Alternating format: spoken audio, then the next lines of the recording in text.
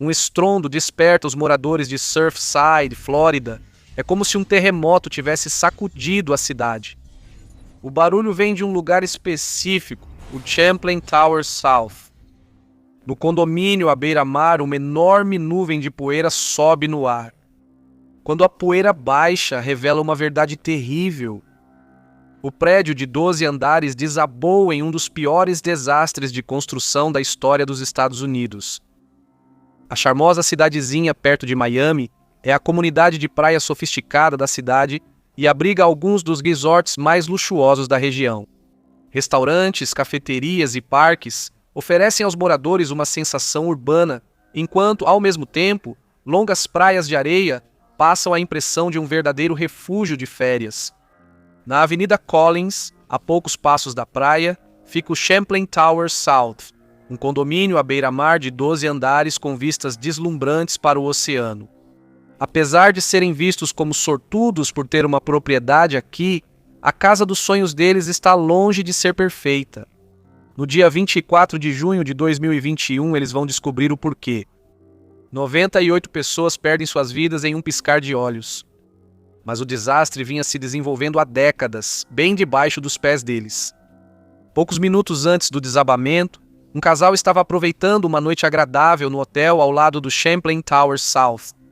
Como lembraram depois, eles notaram algo estranho na entrada da garagem. Havia uma pilha de entulho de concreto no chão, com água escorrendo em filetes do teto. O condomínio Champlain Towers tinha sua própria piscina e parecia que a água estava vazando para a garagem. Foi um prelúdio para o desastre. Por volta da 1h22 da manhã, as vigas de concreto no teto da garagem quebraram e o deck da piscina desabou. Um barulho alto acordou os moradores cujos apartamentos davam para o deck da piscina. Todo o deck desabou sobre os carros estacionados na garagem. Foi uma imagem que instantaneamente os deixou em pânico. Segundos depois, o desastre os atingiria. Depois que o deck da piscina desabou, a parte central adjacente se separou do restante do prédio e desabou. De longe, o desabamento parecia uma explosão controlada, enquanto os andares se fundiam uns aos outros. Foi o que os especialistas chamam de colapso tipo panqueca. O canto nordeste isolado do prédio ficou de pé por mais alguns segundos antes de também ceder. Todo o evento durou menos de 12 segundos. Uma vasta nuvem de poeira e um silêncio mortal se espalharam pelo bairro. Quando a poeira baixou, revelou uma situação de arrepiar. A parte oeste da Torre Champlain Sul ainda estava de pé.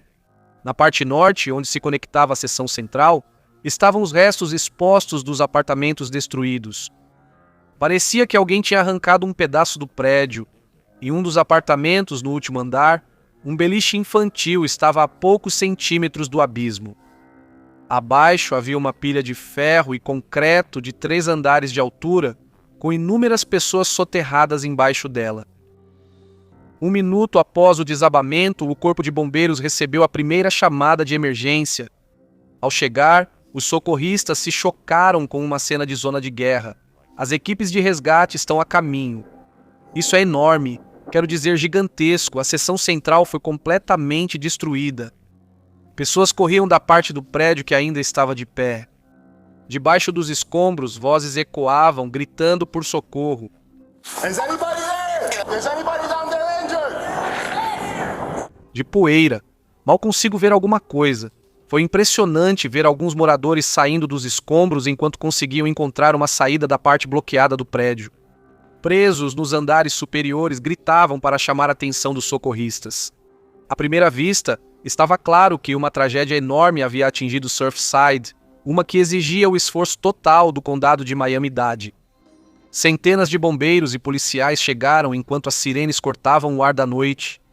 Às 4 da manhã, a operação de resgate já estava a todo vapor. Equipes especiais com cães farejadores foram acionadas e macacos pneumáticos potentes trazidos para lidar com blocos de concreto pesado. Entre os primeiros moradores a serem resgatados estavam o adolescente Jonah Handler e sua mãe, Stacy Dawn Fang. Os dois ficaram presos sob uma laje de concreto de 4.300 quilos que havia formado uma espécie de caverna. Agachados e de mãos dadas, Eles esperaram que os socorristas os encontrassem. Por sorte, um transeunte que passeava com seu cachorro viu os dedos de Jonah atravessando os escombros e chamou por ajuda.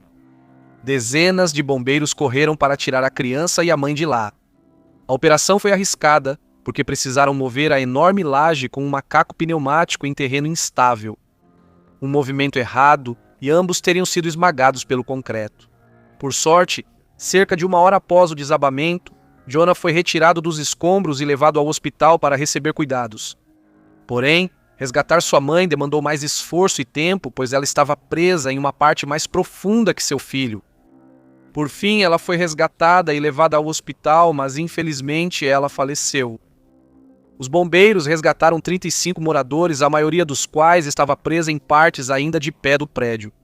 No entanto, 159 moradores ainda estavam desaparecidos. O prefeito do condado e o governador da Flórida declararam estado de emergência para mobilizar o máximo de recursos na operação de resgate. Foi montado um centro de reunificação para famílias no centro comunitário de Surfside. Muitas pessoas chegavam procurando amigos e parentes desaparecidos. Após o desastre, equipes especializadas de resgate foram trazidas, incluindo as equipes da Força-Tarefa de Busca e Resgate Urbano da FEMA, o Corpo de Engenheiros do Exército dos Estados Unidos e uma unidade estrangeira do Comando da Frente Interna das Forças de Defesa de Israel. A operação durou vários dias. As equipes de resgate trabalharam incansavelmente em turnos de 12 horas, 24 horas por dia. Além disso, um incêndio subterrâneo dificultou o trabalho nas ruínas ao encher as cavidades dos escombros de fumaça. A cada dia, o número de desaparecidos diminuía gradualmente, mas sem sobreviventes entre eles. No dia 1º de julho, após uma semana de esforço sobre-humano para resgatar os moradores presos, havia 18 mortos e 143 pessoas desaparecidas. Com o tempo acabando, as operações de resgate foram interrompidas de repente. A ala oeste do prédio, ainda de pé e perigosamente inclinada sobre as cabeças dos socorristas, ameaçava a segurança dos socorristas. Especialistas previam seu desabamento em poucos dias. Para piorar, a previsão do tempo anunciou que a tempestade tropical Elsa logo atingiria a Flórida. Ventos fortes e chuvas intensas iriam desestabilizar ainda mais a estrutura do prédio e os escombros. Os socorristas precisavam trabalhar rápido, mas havia cada vez menos espaço para otimismo. O dia 4 de julho não foi um dia feliz no condado de Miami-Dade. Todas as festas foram canceladas, enquanto toda a região acompanhava as operações de recuperação na Champlain Tower South. Para buscar mais sobreviventes, os socorristas usaram câmeras térmicas e drones, mas as chances continuavam baixas. O número de mortos subiu para 24 e o tempo estava se esgotando. No mesmo dia, as autoridades anunciaram que a parte do prédio que ainda estava de pé seria demolida entre 20 e 2 horas e 3 horas da manhã. Uma empresa especializada em demolição de prédios instalou os explosivos na fundação. A tempestade estava se aproximando e os socorristas estavam ansiosos para continuar a operação antes que fosse tarde demais. Um grupo de moradores discordava e estava preocupado com a demolição, pois eram donos de animais de estimação ainda desaparecidos na época. Eles reuniram 18.000 assinaturas em sua petição para adiá-la até que todos os seus animais de estimação fossem encontrados. No dia 5 de julho, às 22h30, a parte oeste do prédio foi demolida. 20 minutos depois, as equipes de recuperação continuaram sua operação. No dia 6 de julho, a tempestade Elsa passou rugindo pela Flórida. Apesar das condições climáticas terríveis, os socorristas abriram a entrada para algumas das áreas de escombros que antes eram inacessíveis. Infelizmente, isso só permitiu que eles recuperassem mais corpos. Ao final do dia, o número de mortos chegou a 36. Em 24 horas aumentou em 10. Nesse ponto, estava evidente que 2 semanas após o desastre, encontrar mais sobreviventes seria um verdadeiro milagre. Portanto, a operação foi oficialmente alterada de busca e resgate para busca e recuperação. Os esforços duraram até 26 de julho, quando o corpo da última vítima foi encontrado. No final, o número de mortos chegou a 98. Apenas 3 moradores sobreviveram ao desabamento. Com tantas vítimas, o desastre da Champlain Tower South foi uma das piores tragédias em edifícios da história dos Estados Unidos. Enquanto o país chorava pelas mortes, também buscavam respostas sobre como um prédio poderia desabar tão de repente. A Champlain Tower South estava longe de ser um imóvel de baixo custo. Os apartamentos no prédio eram anunciados por $600 mil a $700 mil. A cobertura exclusiva foi vendida alguns meses antes do desastre por pouco menos de $3 milhões. As comodidades do prédio incluíam serviço de concierge 24 horas, sistema de vigilância, serviço de manobrista, área de churrasco, academia, sauna, hidromassagem e uma piscina externa aquecida. Era difícil acreditar que um prédio tão exclusivo teria problemas estruturais, muito menos que desabaria. Mas esse era exatamente o problema com a Champlain Tower South.